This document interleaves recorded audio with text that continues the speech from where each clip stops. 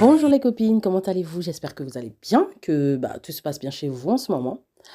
Aujourd'hui, dans cette vidéo, il y aura de la grosse motivation ménage parce que tout simplement, je vais nettoyer à fond mon lave-vaisselle parce que la date d'échéance est arrivée. Donc, il fallait que je le nettoie. Ensuite, je vais partager avec vous une des recettes réconfortantes d'hiver. Je vais partager avec vous une recette de lasagne, épinards et viande hachée.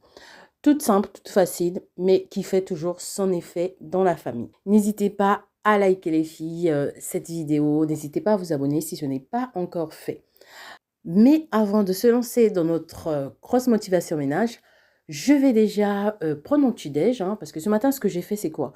C'est que quand j'ai fini, quand tous les enfants sont partis, donc j'ai déposé Ivan, je suis rentrée à la maison et j'ai donné le bain de bébé. J'ai nettoyé donc sa table à langer qui en avait besoin. Ensuite, je suis descendue pour prendre un petit thé parce que j'avais déjà pris le petit-déj en fait avec Ivan. En général, je l'accompagne en fait quand il prend le petit-déj parce que c'est vrai, ils vont beaucoup plus tôt et lui, il va aux alentours de 8h25 par là. Donc j'ai le temps en fait, ça le motive en fait parce que sinon c'est un enfant qui n'est pas très petit-déj. Donc ça le motive quand je l'accompagne comme ça à prendre un petit truc pour manger. Donc, du coup là, j'ai fini mon petit thé comme vous avez vu et là on attaque donc le rangement de la cuisine et le nettoyage de la cuisine. Donc comme d'habitude, hein, on commence toujours par ranger tout ce qui traîne. Donc le fait de ranger tout ce qui traîne va tout simplement permettre d'avoir en fait des surfaces dégagées et de faciliter le nettoyage tout simplement. Donc une fois que je finis les rangements en fait, de ranger tout ce qui traîne, tout ce qui sont à jeter, sont à jeter, tout ce qui sont arrangés sont arrangés. Et là, donc, je viens nettoyer les surfaces.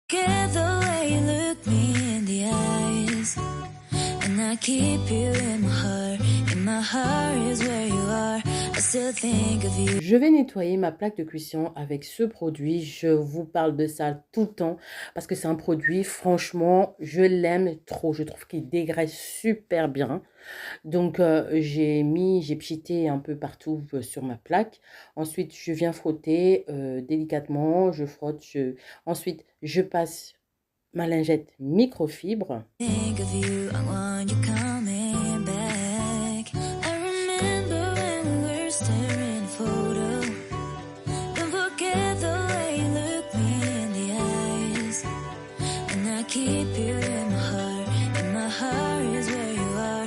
Je passe donc du côté de l'évier une fois que ma plaque de cuisson est propre, une fois que les plans de travail sont propres. Je passe du côté de l'évier, je viens passer un bon petit coup comme ça avec juste une lingette parce que j'avais pas, l'évier n'était pas sale. Voilà. Donc je voulais juste passer un petit coup comme ça, histoire qu'il soit nickel, nickel quoi. Il y avait quelques gouttelettes d'eau et tout ça, tout ça.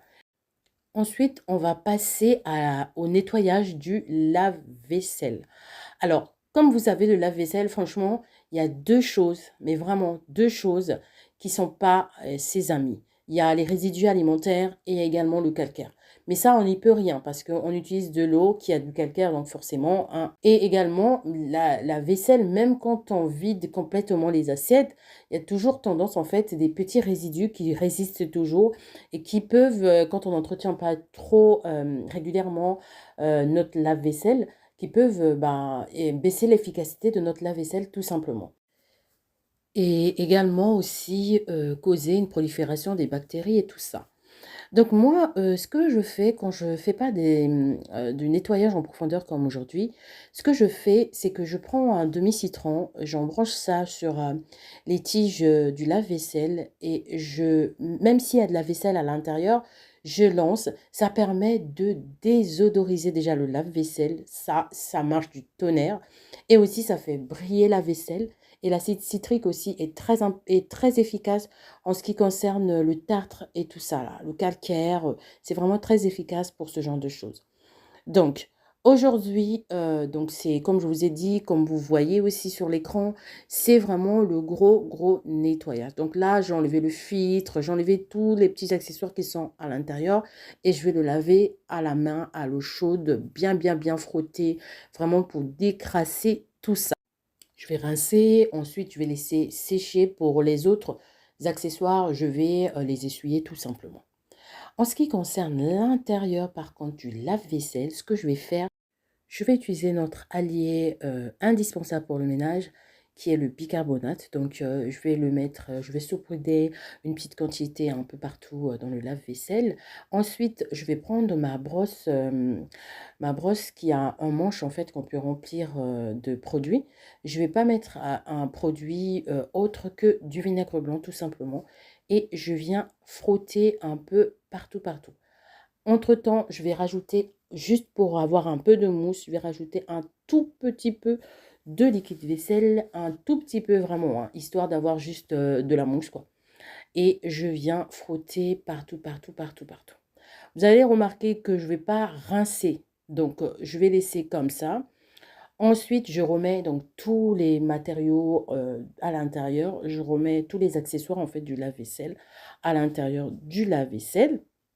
Ensuite, je mettrai à l'intérieur du lave-vaisselle un bol de vinaigre blanc et une quantité de bol de vinaigre blanc. Hein, c'est pas un bol, je vais renverser du vinaigre blanc et je vais lancer un cycle long avec de l'eau bien chaude. Et comme ça, le lave-vaisselle, une fois qu'elle va s'arrêter, ça sera nickel, ça sera détartré, il n'y aura plus de calcaire, il y aura une très bonne odeur. Donc là, c'est bon pour le lave-vaisselle. Je m'occupe du sol. Une fois que j'ai terminé toutes mes tâches dans la cuisine, je m'occupe du sol. Je lance mon aspirateur robot. Et là, je viens cocher, parce que je vais bientôt faire les courses, je viens cocher quelques petits produits que j'ai vus que j'avais plus. Donc, je coche tout ça. Au fur et à mesure, dans la semaine, en fait, dans le mois même, on coche et le jour des courses, j'arrache et je vais faire mes courses.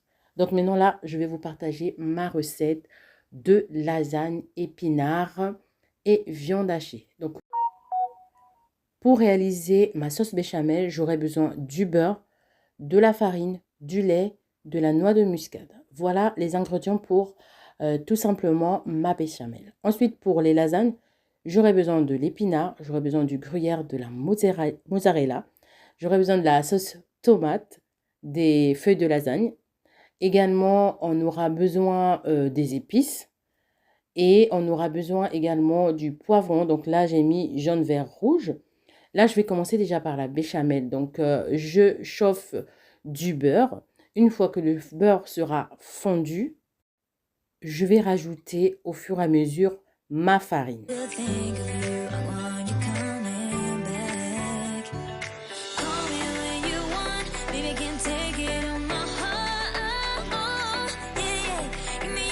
Mon beurre a fondu, donc je prépare déjà mon fouet et je mets ma farine. Au fur et à mesure, je touche au fur et à mesure que je rajoute de la farine. Donc, une fois que le beurre et la farine se sont bien mélangés, je viens donc prendre du lait, je rajoute à ma préparation. Et je mélange bien le tout. Même si au début vous avez des grumeaux, c'est pas bien grave. Ça va finir par fondre. Je mélange, je ne m'arrête pas. Je continue de touiller et jusqu'à ce que je commence à sentir que ça commence à s'épaissir. Là, je viens rajouter ma noix de muscade moulue et je viens rajouter un peu de sel. Le sel, vous pouvez en mettre d'abord un tout petit peu et au fur et à mesure, vous allez pouvoir ajuster par rapport à la recette que vous allez utiliser. Donc là, ensuite, j'ai mis donc la muscade et j'ai mis le sel. Je viens touiller et une fois que c'est épais, j'enlève du feu. J'ai donc réservé ma sauce béchamel sur le côté. Là, je viens mettre ma poêle. J'ai mis un filet d'huile d'olive. Ensuite, je viens faire revenir de l'oignon et du poivron vert, jaune, rouge et également de la tomate. Donc, je viens mélanger le tout. Je viens les faire revenir correctement. Et ensuite, je viens rajouter les épices. Je rajoute ma viande hachée. Donc, je mélange le tout au fur et à mesure. Je n'arrête pas de mélanger, hein. Je rajoute les épinards. Moi, j'ai utilisé les épinards surgelés, tout simplement.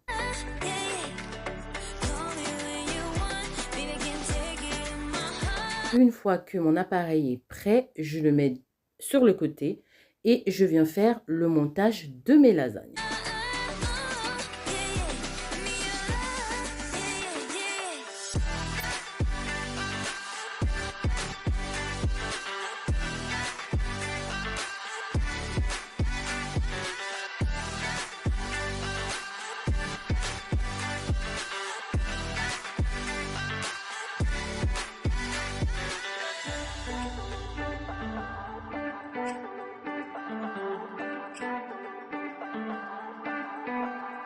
I remember when we were staring a photo.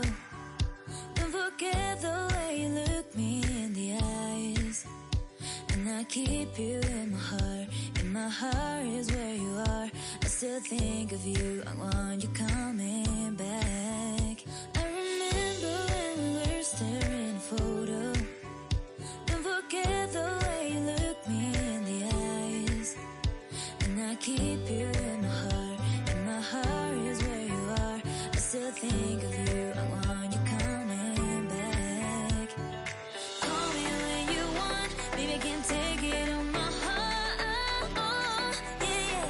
Give me your love. Yeah, yeah. Call me when you want. Baby, I can't take it on my heart. Oh, yeah, yeah. Give me your love. Yeah, yeah, yeah. La dernière touche, donc au dernier niveau, je mets gruyère et mozzarella. Ensuite, donc c'est parti pour l'enfournage. Pendant ce temps, je fais la vaisselle de tout ce que j'ai utilisé là durant la préparation du repas. Comme ça, on aura une cuisine nickel. Et donc voilà, les lasagnes sont prêtes. Ils étaient trop, trop bonnes. Elles étaient vraiment délicieuses, les filles. Merci d'avoir regardé cette vidéo. J'espère qu'elle vous a inspiré. J'espère qu'elle vous a motivé. On se dit à une prochaine fois. Surtout, surtout, surtout. Prenez bien soin de vous. À bientôt.